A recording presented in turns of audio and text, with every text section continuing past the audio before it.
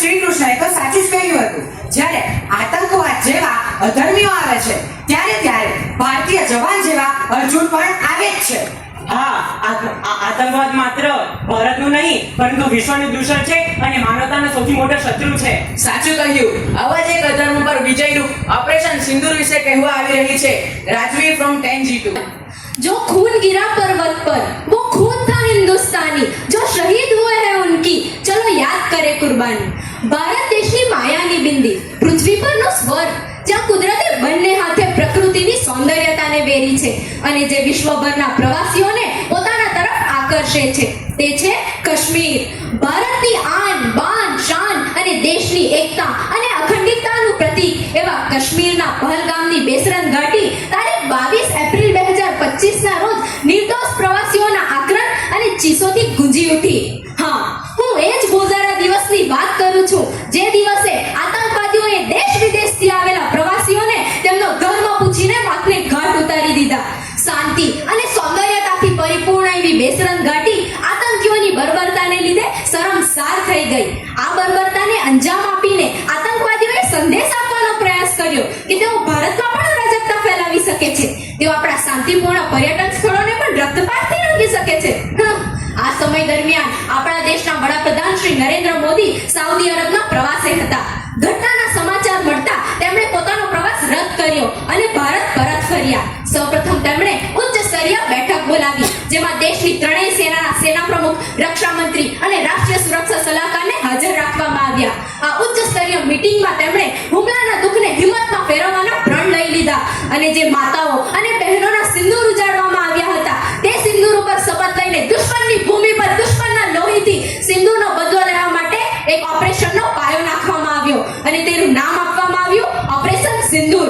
આ ઘટના બાદ ભારતીય વાયુસેનાએ હવાઈ હુમલાઓનું સુસજ્જ આયોજન કર્યું. આ હુમલા એટલા સચોટ અને વિનાશક હતા કે આતંકવાદીઓને સ્વસ્થ થવાની પણ તક ન મળી. ઓપરેશન સિંદૂર દરમિયાન સમગ્ર દુનિયાએ ભારતમાં નિર્માણ થયેલ અદ્યતન શસ્ત્રો અને ટેકનોલોજીનો પરચો મળ્યો. ભારતમાં નિર્માણ થયેલ અદ્યતન ડિફેન્સ સિસ્ટમ અને અદ્યતન શસ્ત્રોએ સમગ્ર દુનિયાને મોંમાં આંગળા નાખવા માટે મજબૂર કરી દીધા. 22મી એપ્રિલનો પહલગામ હુમલો એ ખૂબ જ દુઃખદ ઘટના હતી, પરંતુ તેણે ભારતને એક નવો સંકલ્પ આપ્યો. ઓપરેશન સિંદૂર એ સંકલ્પનું પરિણામ હતું. આ એક સિંદૂર હતું જે દેશના કપાળ ઉપર વિજયનું તિલક લગાવતું હતું અને આતંકવાદ સામે ભારતના અટલ સંકલ્પને પ્રતિબિંબિત કરતું હતું. આ માત્ર લશ્કરી કાર્યવાહી ન હતી પરંતુ તે ભારતની રાષ્ટ્રીય ઈચ્છા શક્તિનું પ્રતીક હતું જેની સામે આતંકવાદીઓનું મનોબળ તૂટીને ચૂર થઈ ગયું. પહેલગામની ઘટનાનો ઘા ક્યારેય રૂંઝાશે નહીં, પરંતુ ઓપરેશન સિંદૂરે ખાતરી આપી છે કે લોહીનો હિસાબ આપવામાં આવે છે. આ એક મહાન ગાથા છે જે અદમ્ય હિંમત, અટલ નિશ્ચય અને રાષ્ટ્ર પ્રત્યેનો અમર્યાદિત પ્રેમ દર્શાવે છે. ભગવાન શંકર જ્યારે ધ્યાનમાં બેઠા હોય ત્યારે આપણે તેમને ભોળાનાથ તરીકે ઓળખીએ છીએ, પરંતુ જ્યારે અધર્મ અને પાપ વધે છે ત્યારે ભગવાન શંકર પોતાનું રૌદ્ર સ્વરૂપ ધારણ કરે છે અને તાંડવ કરે છે. તે ભગવાન શિવને આપણે મહાકાલ તરીકે ઓળખીએ છીએ.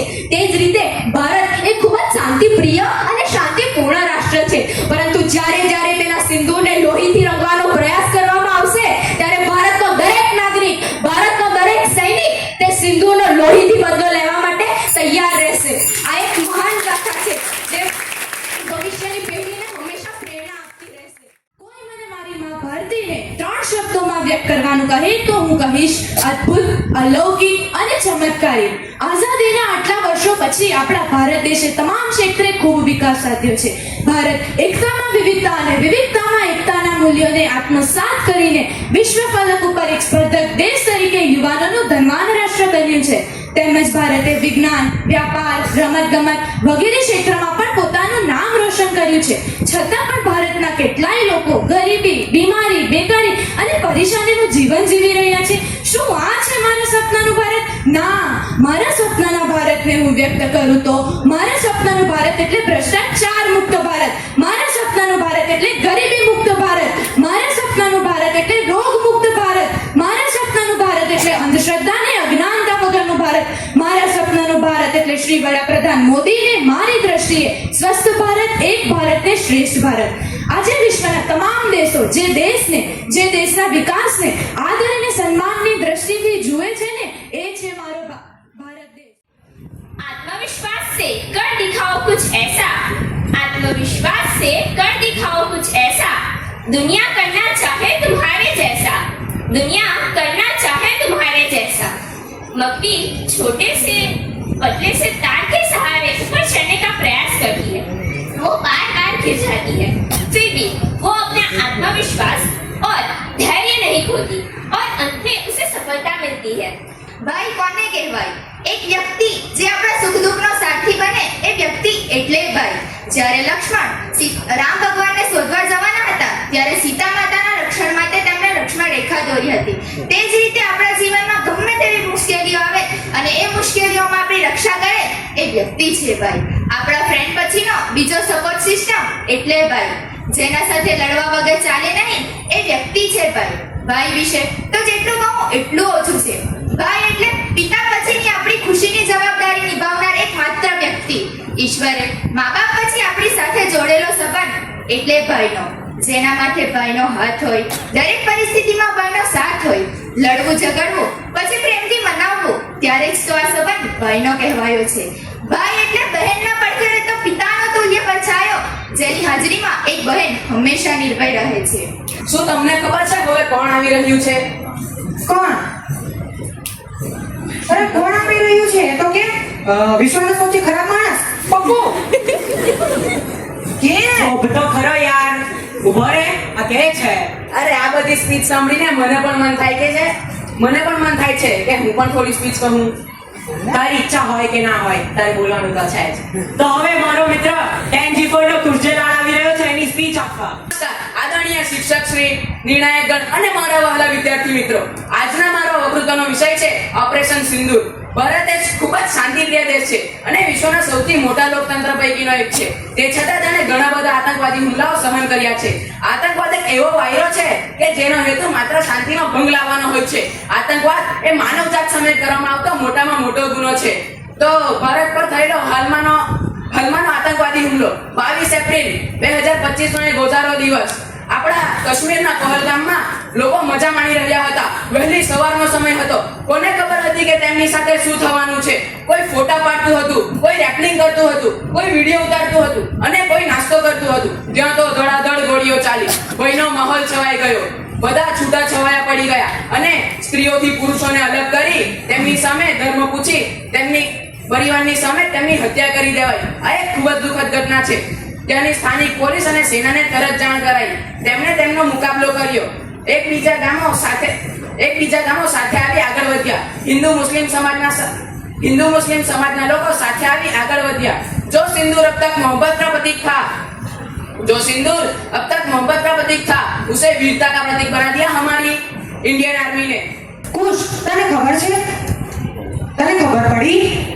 હા, મને તો ખબર પડી ગઈ, પણ યાર આપણો જે પેલો વેદ હતો એને કેટલી મહેનત કરી પણ એનું સિલેક્શન જ નહીં થયું. ન થાય ને. તને ખબર છે એને સ્ટેજ પર ચડીને શું કરેલું? અરે એ જ્યારે શબ્દ બોલતો હતો ને ત્યારે ઝૂમતો. પછી ઈ કેટલો ડરી ગયો હતો. તો પછી ક્યાં જવાનું એનું સિલેક્શન? હા, તો હવે તમને ખબર પડી ગઈ હશે કે હવે વિષય કયો છે. આત્મવિશ્વાસ સફળતાની કુંજી પર બોલવા આવી રહી છે રબિયાબેન ફ્રોમ 95. चलो को मेरा नमस्कार. मेरा नाम संघरिया द्राव्य अब्बास भाई है. मैं कक्षा 9G5 में अभ्यास करती हूँ. मेरा आज का विषय है आत्मविश्वास सफलता की कुंजी. ये तो सभी मनुष्य के पास होना ही चाहिए अगर उन्हें सफल होना है. आज मनुष्य को अपने जीवन में क्या चाहिए? सत्ता, संपत्ति, सम्मान और सफलता. ये सभी मनुष्य को चाहिए, लेकिन आत्मविश्वास क्या है उसे ये नहीं पता है. तो चलिए जानते हैं कि आत्मविश्वास क्या है. आत्मविश्वास दो शब्दों का संयोजन है. आत्मा प्लस विश्वास. आत्मविश्वास यानी अपने आप पर, अपनी आत्मा पर भरोसा रखना. आत्मविश्वास नदी पर बंधे पुल की तरह होता है जो कभी हमें गिरने ही नहीं देता. आत्मविश्वास मनुष्य का सबसे अच्छा मित्र होता है जो हर कठिन से कठिन परिस्थिति में मनुष्य के अंदर साहस और हिम्मत बनाए रखता है. वो मनुष्य को ऊर्जावान महसूस कराता है. आत्मविश्वास बड़ी से सफलता का छोटा सा इतिहास है. आत्मविश्वास, अरे ये सच है कि अगर आप अपने आप पर विश्वास रखते हो तो पूरी दुनिया दुनिया पर विश्वास रखेगी। अगर आप खुद पर विश्वास नहीं रखते हो तो लोग क्या आप पर विश्वास रखेंगे? अगर आप खुद से संतुष्ट हो तभी पूरी दुनिया से संतुष्ट हो पाओगे। अगर आप खुद से ही संतुष्ट नहीं हो तो लोगों से क्या, भगवान से भी संतुष्ट नहीं हो सकते। अगर आप अपने आप को अपनाते हो तो आप पूरी दुनिया को अपना सकते हो। अगर आप खुद को ही नहीं अपनाते तो आपको दूसरों को अपनाना होगा, भले ही वो गलत है या सही है। आजकल मनुष्य अपने आप को पहचानने के लिए नए नए तरीके ढूंढता है, नए नए साधन ढूंढता है, दूसरों का सहारा लेता है। लेकिन एक श्लोक है, ज्ञानम ज्ञेयम ज्ञानगम्यम हरि सर्वस्य अधिष्ठितम। वो ज्ञान स्वरूप जानने लायक स्वयं तत्व आपके अंदर ही है, बस आपको उसे ढूंढने की जरूरत है। आपको अपने आप को साबित करने के ना किसी पुस्तक, ना किसी साधु संत और ना किसी मनोवैज्ञानिक की आवश्यकता है। वो स्वयं खजाना आपके अंदर ही है, बस ढूंढो उसे। अगर तुम वो ढूंढ सकते हो तो तुम सफलता के पास नहीं, सफलता तुम्हारे पास आएगी। और यही सत्य है। आत्मविश्वास तो हर समय मनुष्य के साथ ही होता है, बस वो परीक्षा के समय ही दिखता है। तुम घने अंधेरे में हो तो आत्मविश्वास एक जलता हुआ दीपक है। तुम गहरे समुद्र में हो तो आत्मविश्वास एक नाव है। तुम रेगिस्तान में हो तो आत्मविश्वास एक तालाब है। तुम कड़कती धूप में हो तो आत्मविश्वास एक छाया है। जिसको मिलाया उसकी सफलता है। अरे आत्मविश्वासी लोग से भी कभी ना कभी तो गलतियां होती ही है। वो अपनी गलती से सीखते हैं, अपनी गलती को दोहराते नहीं है। वो निरंतर कार्य करते हैं, निरंतर ज्ञान प्राप्त करते हैं और निरंतर सफल होते हैं। और यही सत्य है, क्योंकि असफलता के साथ आत्मविश्वास भी सफलता की कुंजी है। अंत में मैं अपनी पंक्ति के साथ ये मेरा वक्तव्य खत्म करना चाहती हूँ। ये आसमान नहीं मिला तो क्या, हम नया आसमान ढूंढ लेंगे। हम वे परिंदे नहीं जो उड़ना छोड़ देंगे। कदम चलते हैं जब तक सांस में, जब तक देह में सांस है। परिस्थिति से परे हमें विश्वास है। ये रास्ता नहीं मिला तो क्या, हम नई राह ढूंढ लेंगे। हम वे मुसाफिर नहीं जो चलना छोड़ देंगे। हौसला रखो, हिम्मत रखो, साहस रखो, अपने आप पर आत्मविश्वास रखो। तुम पूरी दुनिया पर विजय प्राप्त कर सकते हो। अस्तु।